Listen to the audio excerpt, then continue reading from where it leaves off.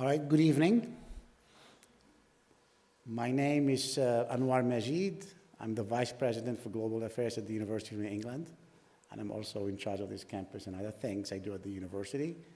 Bonjour, bonsoir, salam alaikum. But I will speak in English now because we have people watching us from the United States, and there may be some people watching us from other countries in Europe. This lecture is transmitted live on the internet, and so our goal is to have as many people around the globe watch us and enjoy tonight's event.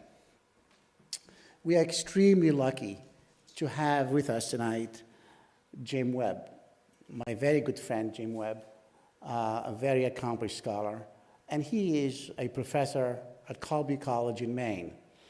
Very briefly, he is he's not a professor of biological sciences, but he's a professor of history. And he teaches courses in world history, ecological history, and global health history. In the fall of 2015, he was a member at the Institute for Advanced Study in Princeton, and is now holding the Sanofi Chair in Public Health at the Virchow-Villermé at the University de Paris Descartes. He is the founding editor of two monograph series at the Ohio University Press, Perspectives on Global Health and Ecology and History. Professor Webb has published several books in global health, including Humanity's Burden, A Global History of Malaria, which was published in 2009 by Cambridge University Press. And he also published The Long Struggle Against Malaria in Tropical Africa by the same press in 2014. His research interests are in the field of historical epidemiology, and he is currently working on a book entitled The Guts of the Matter: Intestinal Diseases, Biomedicine, and Global Public Health. Professor Webb, I call him Jim, is a very good friend of the University of New England. He gave lectures before the Center for Global Humanities, and I'm sure he will come back to tell us more about some of the pressing health issues facing the world, especially the African continent and other similar zones. He has a lot to say about the Zika virus, if you have any interest in that subject. And so I will leave you to Professor Webb, and please help me in welcoming him to the podium.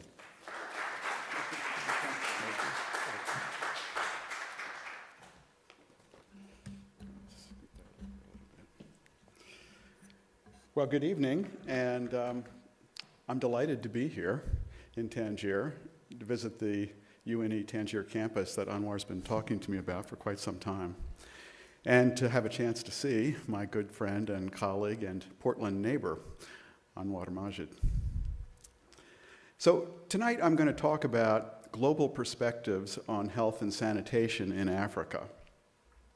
And this evening, during the time that elapses during my talk and the question and answer period that follows, about 100 children in sub-Saharan Africa are going to die from diarrheal disease.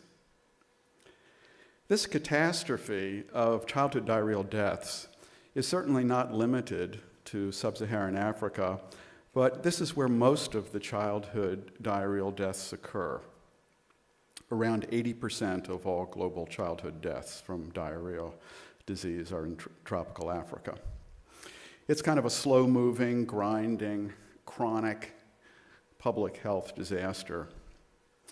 Right now, there are more childhood deaths from diarrheal disease than from malaria or from HIV.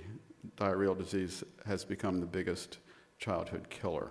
Diarrhea-related deaths in children under 5 years of age from some years ago, but it's the most recent data that's been placed on a map. And you can see the concentration of the elevated rates of death in sub-Saharan Africa principally.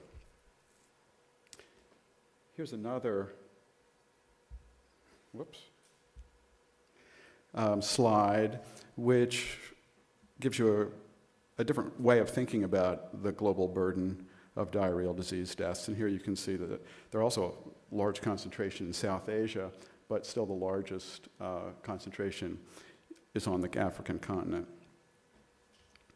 Well, this rubric of diarrheal deaths is a really broad one. It encompasses deaths that are caused by a variety of different kinds of infections, some viral, some bacterial. And interestingly, there are very few of these intestinal infections that will kill people our age. Only really a couple, cholera and typhoid. But there are many more that will kill children, particularly those under the age of 5. Because children below the age of 5 or so have immune systems that aren't very well developed and that just can't handle many of the common infections that don't kill people our age, but just make us sick. One of the principal ways it does this is by depleting the child's body of fluids. So frequently it causes death by dehydration. The global burden of diarrheal disease is pernicious. The bacterial, viral, protozoal, and helminthic agents, helminths are like intestinal worms, typically rob the body of nutrients and fluids and bring about severe dehydration. They also exacerbate other types of infections that children have, often resulting in what we might think of as death by comorbidities, more than one illness at the same time. Some disease conditions are chronic rather than acute. Just in the past few years, we have come to understand that there's a condition that affects a lot of kids in sub-Saharan Africa in particular called environmental enteropathy, like sickness in the intestines, that's caused by repeated intestinal infections that results in an inability of the child to absorb nutrients and results in physical stunting and mental stunting.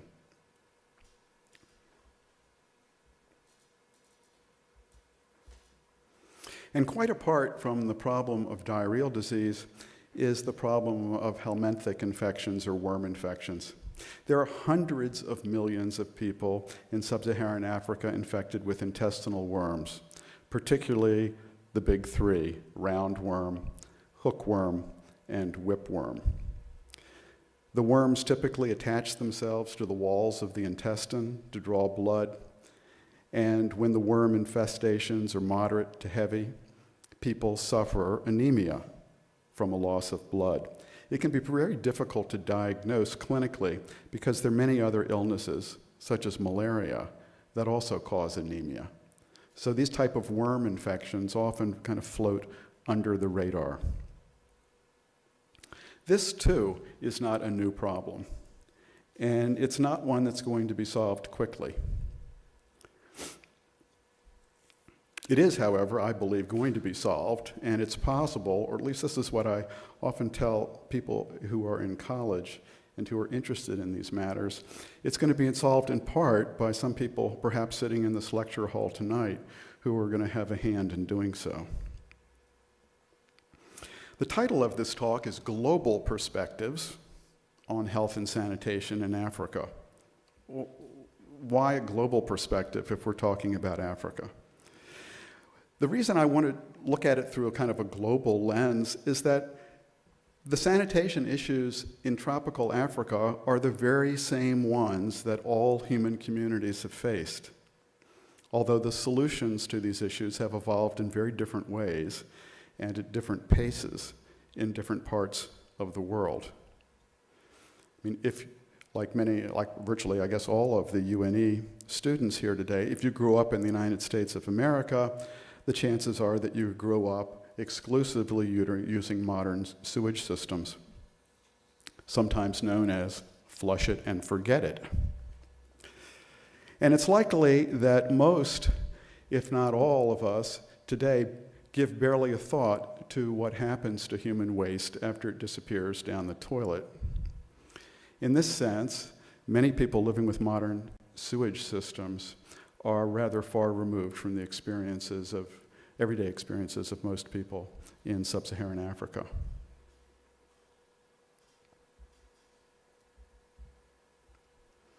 So here's a slide that shows access to improved sanitation. And if you look at the national map, you can see that the areas that have the lowest use are in red and that they are concentrated below the Sahara. And this is true also in the urban areas and in rural areas. Here's another map that shows you the differential distribution of access to modern sewerage. And if you can imagine this as a world map, you see Africa right in that center, this tiny red thread hanging down, which expresses the fact that there are very few people below the Sahara who have access to modern sewage. Another thing I guess we can say about diarrheal disease, because it's easy in a way for all of us to relate to, it's a fact that everyone in this room has had some type of intimate experience with diarrheal disease. Unlike some diseases that seem more exotic, like trypanosomiasis or Ebola, everyone in this room has had bouts of intestinal disease of one sort or another that have kept us running to the toilet. And in fact, everyone in this room has been infected with rotavirus, a viral infection that produces explosive diarrhea and dehydration. The rollout of the rotavirus vaccine, which is ongoing right now as I speak, the rollout of the rotavirus vaccine in the United States took place only 10 years ago or so, in 2006, which means that virtually everybody, including all the Americans in the room, have been infected as children. In the United States, the extent of infection was very close to 100%, even with modern sanitary conveniences, with modern sewage systems and safe drinkable water. How can this be? The route of transmission, as you probably learned somewhere along the way in school, was by a fecal-oral route, that is, by the contamination of water or food with human waste. And this is not entirely difficult to imagine. It's estimated that we touch our faces somewhere between 13 and 100 times an hour.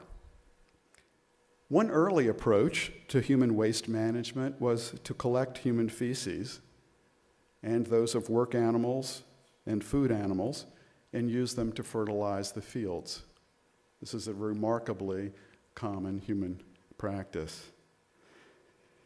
This was widespread as a practice, although attitudes toward human manure varied considerably and were culturally determined.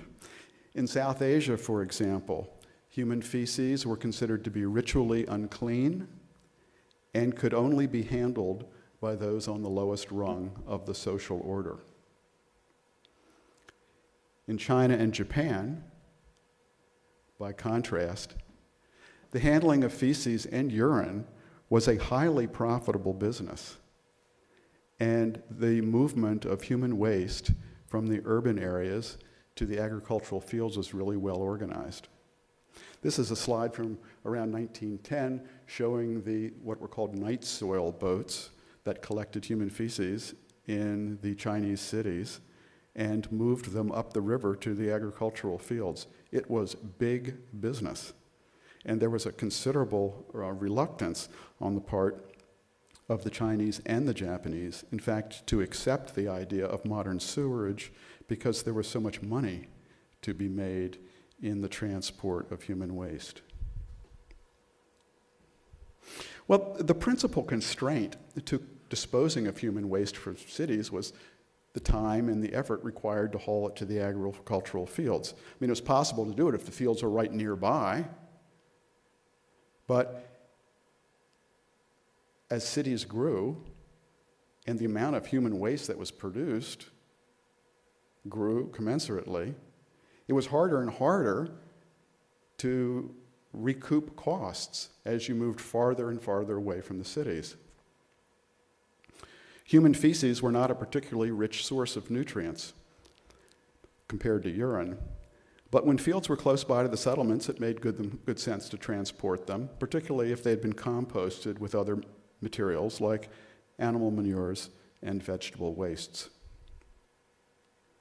Most urban settlements were along riverbanks or lakes or the seacoasts, and thus another option for the disposal of urban human waste was simply to dump it into the nearby waters.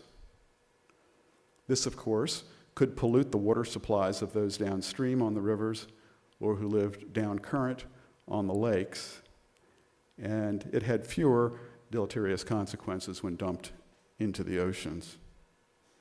This also turns out to be incredibly common, and all around the world today, including in North Africa and Sub-Saharan Africa and parts of Canada and parts of the United States, we continue to dump untreated raw sewage into the water systems. When cities began to grow more rapidly, largely as a result of in-migration, the urban populations began to produce more fecal matter than could be absorbed by the surrounding agricultural communities, and the temporary answer was to dig cesspits or to dump human wastes into the streets or alleyways or courtyards. In the mid-19th century, in part because of the belief that disease was a result of smell, of filth and stench, in line with the theory of so-called miasmas that held that the cause of disease was stinky emanations that came out of polluted areas. A sanitary movement developed in cities with European populations, and in London, the first major urban public works project was to dispose of human waste. The London sewer system was built. Whoops, wrong way. Oops. There we go. Following spectacularly low flows on the Thames River, which produced something that historians know as the Great Stench of 1858, which was so bad that it shut the British Parliament down, and there were demands for engineers to do something about it. So the sanitation movement, trying to deal with this most basic of human problems, was the major public health initiative of the 19th century. It focused on reducing the problem of human waste in urban areas. The problem was addressed by funneling the waste into rivers, into lakes, and into the oceans. And in the cases of rivers and lakes in particular, this meant the pollution of the water of downstream or down-current communities. So the deleterious health consequences of human waste pollution were largely the result of the contamination of drinking waters and of inadequate hygiene. The problem of open defecation itself was that it was so concentrated in an urban area. The sanitary movement had its major successes before the discoveries of the late 19th century that many infectious diseases were caused by germs. The broad lines of sanitary thought were incorporated into public health thinking about disease, and human waste came to be stigmatized in the Western world. It became clear that it was going to be necessary to treat human waste before dumping it, but this turned out to be very expensive and not completely successful. The solution that was hit upon in the Western developing world was not to worry so much about human waste, but to concentrate on water supplies and to try and secure and treat water supplies and to try and keep human waste out of the water supplies that would be used for drinking and cooking. The really rather extraordinary, revolutionary, hard to overestimate the importance of breakthrough took place in the state of New Jersey in the first decade of the 20th century, when chemists experimented with adding chlorine to water and found that it would kill most pathogens and that in low doses it was safe for consumption.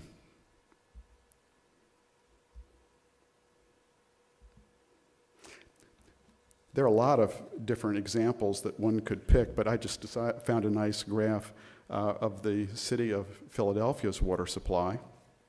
This shows you what happened to reduce deaths from typhoid fever with the addition of chlorine. You see chlorine gets added in 1913, and these large numbers of deaths, this is on an annual basis. You have hundreds of people dying of typhoid fever in Philadelphia. All of a sudden, this is knocked down to very low numbers by the 1920s and 1930s. This was like an extraordinary success. This is one of the major breakthroughs. This is how we got control of human waste and water supplies, was through chemical addition of chlorine to water supplies. And in fact, of course, this is the system that has gone global.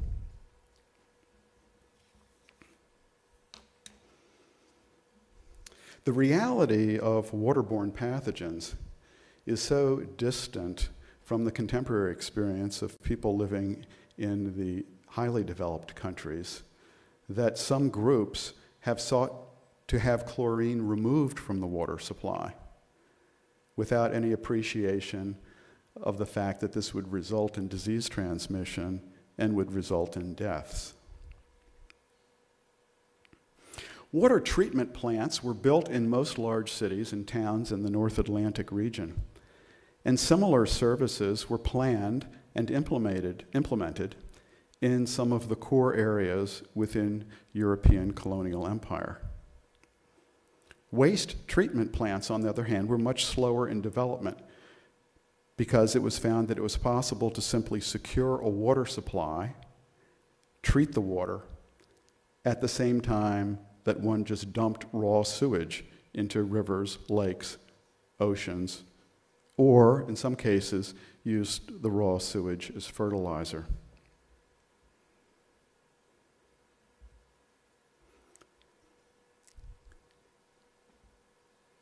Here's a photograph of dumping raw sewage into Puget Sound, Victoria, 2014. Okay. This is what's continuing to be done even in the most highly developed nations in some areas. So, throughout most of sub-Saharan Africa, the broad picture is of very limited amenities in the major urban areas.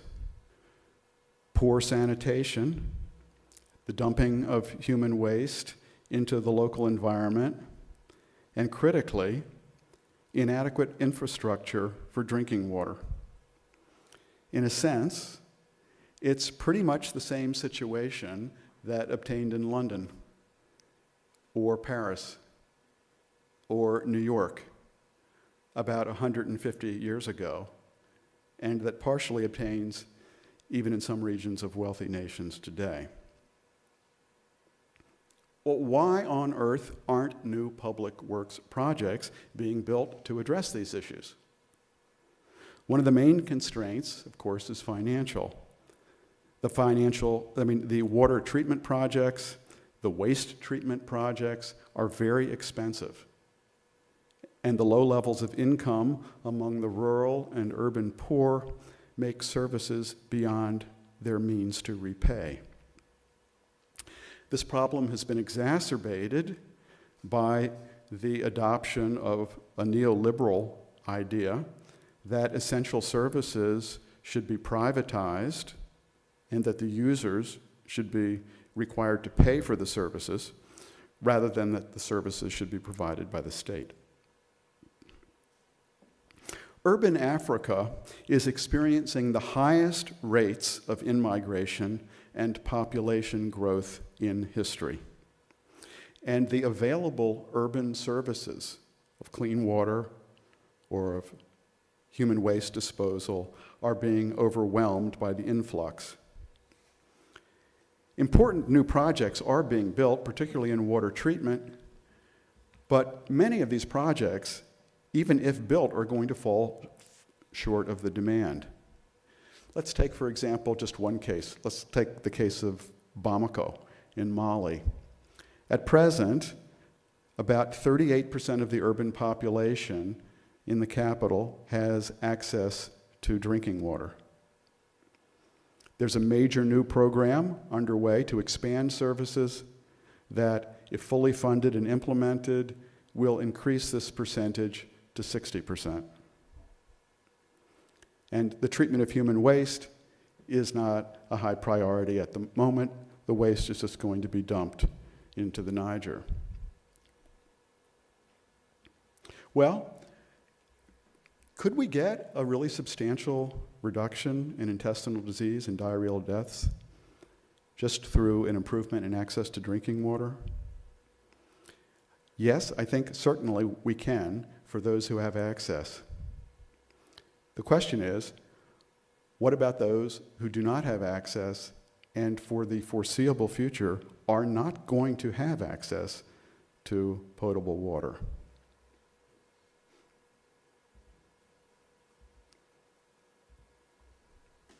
One approach, very low tech, is to use sunlight to sterilize water.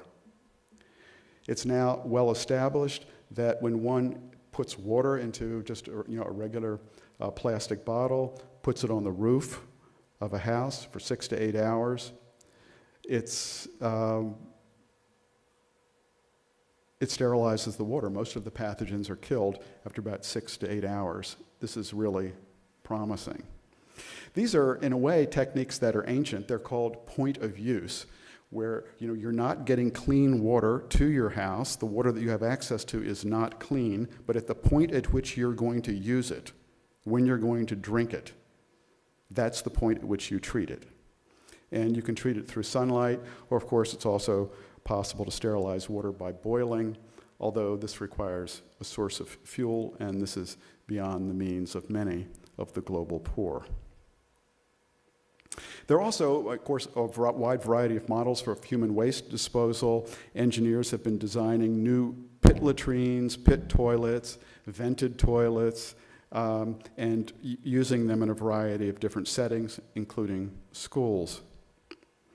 This has turned out to be more problematic than had been imagined.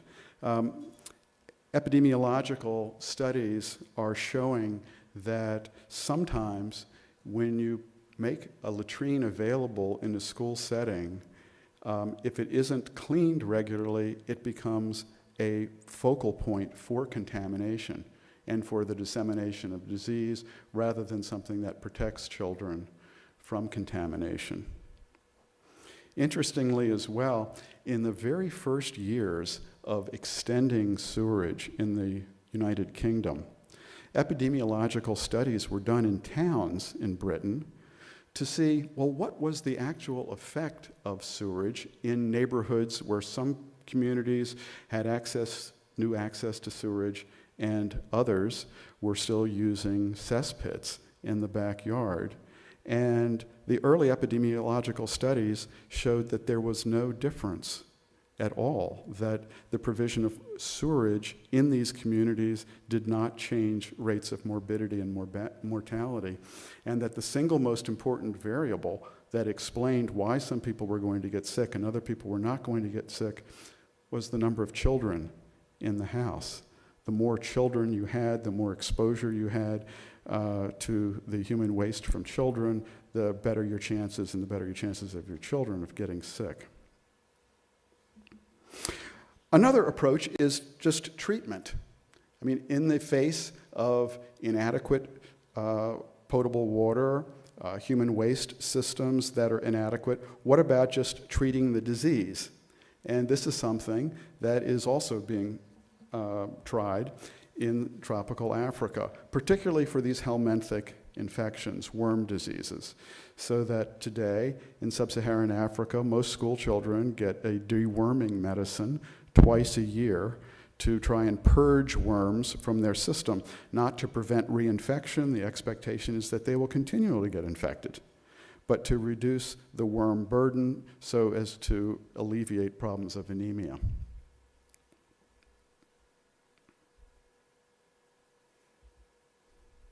Another really important breakthrough in treating diarrheal diseases and reducing childhood deaths was the discovery of what's known today as oral rehydration therapy. This is something that was pioneered in Bangladesh and has now become used globally. Some public health specialists think that it may be the most important public health breakthrough in the 20th century. The discovery was that for children who were suffering from diarrheal disease and who were losing fluids and losing nutrients, it was possible to make a very simple mixture of water, sugar, and salt that would allow the child to absorb fluids and saved many children's lives.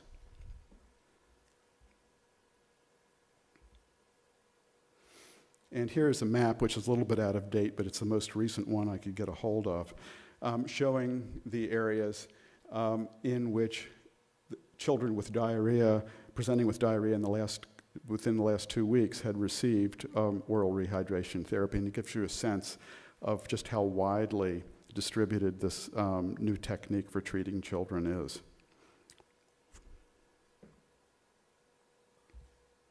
There are other positive steps being taken too to reduce the problem of childhood killing diseases from diarrhea. One is the rotavirus vaccine. I've mentioned that virtually everybody in this room has been infected by rotavirus. It's responsible for about 20% of all of the childhood diarrheal deaths. And over the last few years, the Global Alliance for the Vaccines and Immunizations, Gavi, has been rolling out rotavirus vaccines around the world. And this is a map that shows you where some of the principal interventions are taking place, and you can see most of them are in sub-Saharan Africa.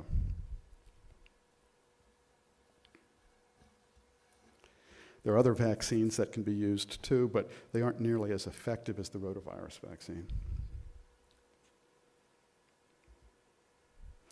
And then, perhaps, along with oral rehydration therapy, the second most effective public health intervention is the simplest one imaginable, which is the message of washing hands. We now know that mothers in sub-Saharan Africa, if they are encouraged to wash their hands several times a day, can reduce the diarrheal disease burden of their children considerably, and in some areas will reduce diarrheal deaths across the board by 50%. This is a rather an astoundingly simple and positive message that is being conveyed. Just another intervention that I'll mention that also conveys a significant public health benefit, and for which I'm an advocate, but which has not been tried on a large scale, is the provision of shoes to children. Children get worms that are called soil-transmitted helminthic infections. They're worm infections that you get from walking through polluted soils barefoot. And the provision of shoes to children can go an enormously long way to reducing this burden. Okay, so to conclude, the health challenges from inadequate sanitation are severe in sub-Saharan Africa, and the largest health impact is on children under the age of 5. There are a variety of mitigation interventions that have enjoyed some success. Some projects are based upon improvements to the water supply. Others to improvements in latrines, and others to vaccination programs, prevention programs, and oral rehydration therapies. The problems are tenacious, and they're the same problems that all human communities have faced. One of the major difficulties is that urbanization is now taking place more rapidly in sub-Saharan Africa than in any other part of the world, with the exception of China. And many of the migrants are extremely poor. There's not going to be any single fix for the problems of sanitation in sub-Saharan Africa. But some very important advances are being realized, thanks to public health messaging, for example, about hand washing, the work of non-governmental organizations, and African government investments in water quality projects. For the moment, however, the key disease issues are subject to mitigation, but not to resolution. Taking a longer historical perspective, in the late 1970s, the World Health Organization proposed a reorientation of global health away from so-called vertically structured programs that targeted specific diseases like malaria or yellow fever, and toward universal primary health care. This initiative ran into a number of roadblocks and was never realized. Yet it seems abundantly clear that children who are seriously ill need to be taken to primary health care providers, and that this requires the establishment and maintenance of a primary health care system.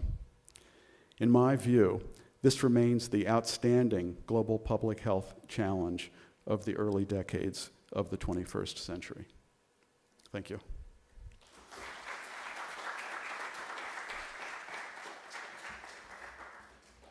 So I'll be happy.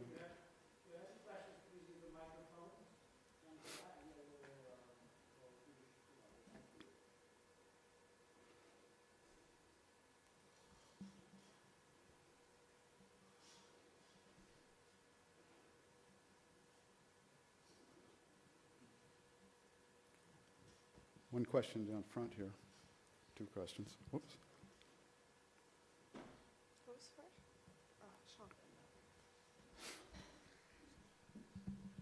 Hi, thanks for the lecture. That was fascinating.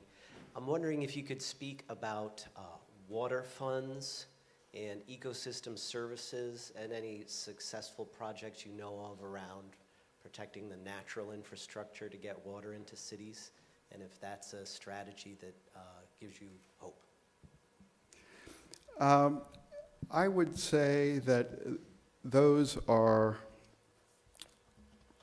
admirable goals and interesting ideas, but in tropical Africa, I'm not aware of any large-scale successful programs that have been able to secure water supplies and solve that problem pretty fundamentally.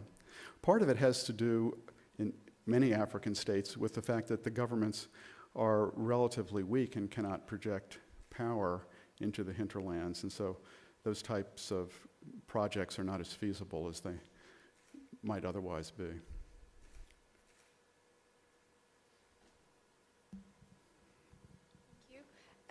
Thank you so much for your presentation. It was awesome. During your presentation, the one thing that grabbed my attention most was the use of human waste as a fertilizer. I participated in a feasibility competition, and my project was how to solve the problem of sanitation in public toilets in Morocco, and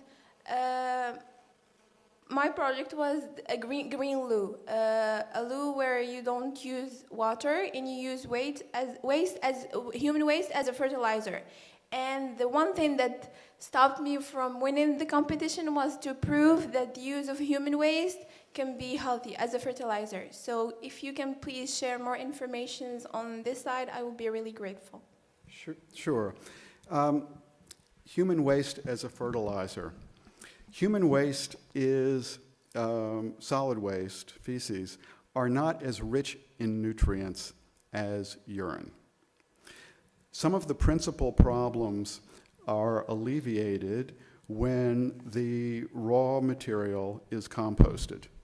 And so it can be composted with human manures and vegetable manures, and many of the viral and bacterial pathogens can be killed through the composting process. This is typically not the case, however, with the worm infections, with the helminthic infections.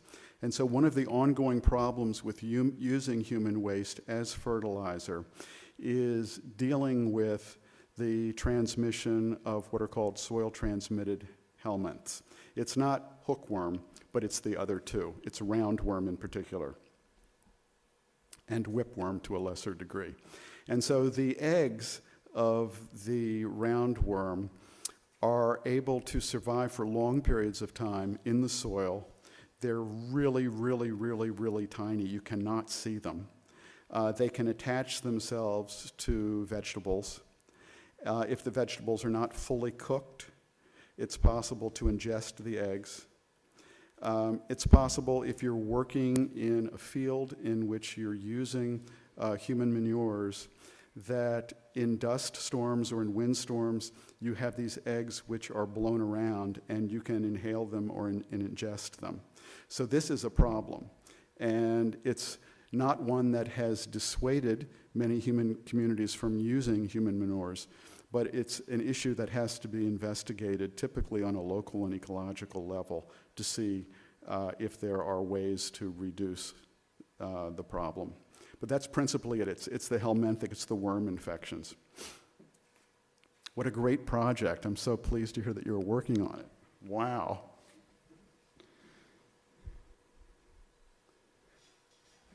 You mentioned that you don't see in the near future the possibility for new and improved methods for sanitation for Africa, other than these kind of like propaganda slogans or other things that is coming in, like, for example, washing your hands. Do you think that that's part of neglect from the rest of the world, the rest of the global region, like rest of global regions, or is it like a problem inherent to Africa that it's just too difficult to bring new methods in? I don't think it's a problem that's inherent to Africa. I've tried to stress that the problems that Africa has are the same problems that all human communities have had, and what we find today in some urban areas in sub-Saharan Africa are the same problems we found in Paris and in London and New York and other major cities 150 years ago. And it's not simply that there are these simple technologies that are going to be effective. Some of the large-scale water supply treatment programs, like the one in Bamako I mentioned, is going to be really helpful. It's going to bump up the number of people who have access to potable water in a percentage from 38% to around 60%. That's a big gain. But the problem is you have in-migration coming into these cities so rapidly that it overwhelms the infrastructure. And I think that for the foreseeable future, we're going to continue to have the urbanization of Africa on a pretty rapid rate. So I think that even with the best intentions and even with funding from World Bank and African Development Bank and so forth, some gains are going to be made, but we are dealing with a rapidly increasing problem. And that, when you think about, if you get people to wash their hands and you could reduce the problem by 50%, and you can raise people's consciousness about point of use, water treatment, you can make some big gains there too. So I'm a great believer in the power of public health messaging, propaganda, if you will call it that, but goes out over the radio or goes out over other media to change people's behavior. And I think that if we look at, for example, the contemporary malaria campaigns, it was thought 10 years ago or 15 years ago that it would be extremely difficult to get Africans to sleep under nets at night. Well, it has proved to be the case in some areas, but and the levels of adoption aren't as high as were hoped. But nonetheless, they've been very, very substantial. And for that reason, along with the availability of rapid diagnostic tests and new therapeutic treatments, that we've been able to reduce the number of malaria deaths considerably, perhaps by 40% or 50%. So I think that the gains are going to be real, and they're going to be additive. And like with malaria, there are a lot of different tools you can use. None of them work 100%. And so it's a question of figuring out in each particular region or ecological zone, what's the best mix. And the same kind of approach, I think, is going to be necessary in dealing with the water and sanitation issues and the diarrheal death issues. Nothing is going to be perfect. There isn't any single fix. There are a lot of imperfect fixes that can be combined to produce the best outcomes. Thank you very much for your interesting lecture. You mentioned the Health World Organization contribution to fighting health problems and health and diseases in Africa. And you mentioned some of the programs like vaccination. My question is, what are the other contributions of this organization to developing the sewer system in Africa? Because if we have a good sewer system, then we would have a good health for all the citizens. Or I really want to know what are these contributions concerning this. Thank you. Sure. Well, the World Health Organization is no longer at the forefront of global health. So the World Health Organization used to play the major role in the coordination of national programs and to send out experts, but typically had very limited funding. So that the public health field of intervention and innovation is now really in the hands of philanthropic organizations like the Gates Foundation or like the Wellcome Trust in Great Britain, and with the aiding in the direction of funds that are coming from developed countries into something like the Global Fund, which is concentrating as a vertical program that concentrates on malaria, tuberculosis, and HIV. So we don't have a kind of a global massive fund for human waste treatment or water treatment. And the experience in the West, as I was trying to say, was that what we did in the developed states was we decided that human waste treatment was really pretty expensive, and so we ended up concentrating on water treatment, and which is why I showed that slide to show, my gosh, here in Canada, they're still dumping raw sewage into Puget Sound. Well, that's true in a lot of places, true in Morocco, it's true in a lot of places, or most places around the world. So I think that probably the better investments are in water treatment if you have limited resources rather than contemporary sewerage. And in fact, from an ecological point of view, there are a lot of ecologists who think that the system that developed in the West is really pretty nutty, if you think about it, because we take nutrients out of the soil in plants and we eat them. But instead of returning those nutrients to the soil through human manures, we dump them into the ocean. And so this is one reason why we are now abjectly dependent upon chemical fertilizers, because we're not using human fertilizers.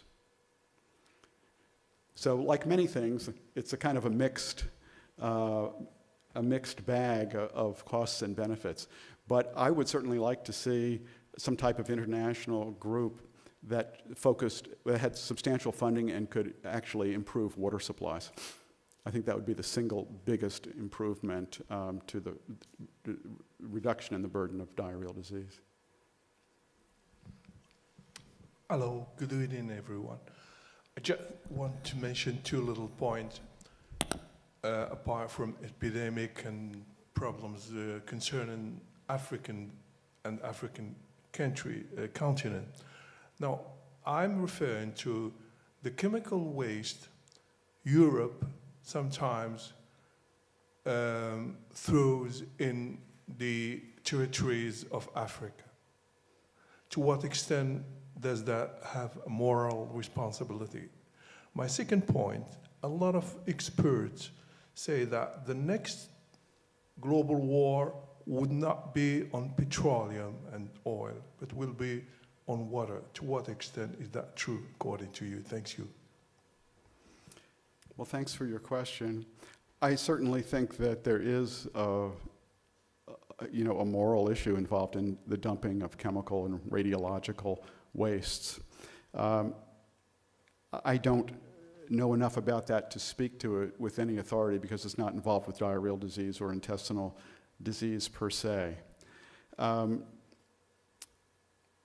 But I would agree that there is a moral responsibility on the part of, Western nations or industrial nations to stop that dumping.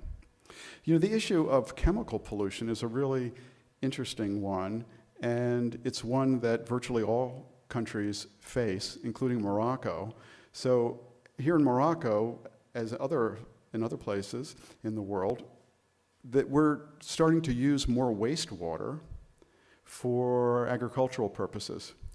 And it turns out to be pretty difficult to determine what's actually in wastewaters and what the risks are from that use. We know something about it. I mean, the Helminthic burden is pretty well established. But that's something that I think is going to be a new field of environmental inquiry, because I think we're going to see some deleterious consequences from wastewater use for agriculture, and that we're going to have to look at what the actual costs and benefits of that are. I'm sorry, what was there was a second part of your question too? Well, he doesn't have the microphone now. I'll give it to him. Okay. Sorry. No, my second question is referred to, many experts say that next future war will not be. Right, okay, right, yes. And I'm an historian, so I try and avoid looking into the future as much as I possibly can, prefer to try and kind of understand the past. So I don't really have a sense for how much of that is rhetoric, just kind of the political rhetoric. I think that there's certainly some places around the world, for example, Israel-Palestine, where you can see that the issues of water are absolutely critical and highly politicized. Whether that will be the reason that the region explodes into warfare, I couldn't say. So I couldn't speak to that. It's a wise comment. We want to thank you. Oh, I'm sorry, it's too late now. I am thanking him. Thank you so much for your speech. Very enlightening. Thank you for coming tonight, and I hope you come back again in the near future. Thank you.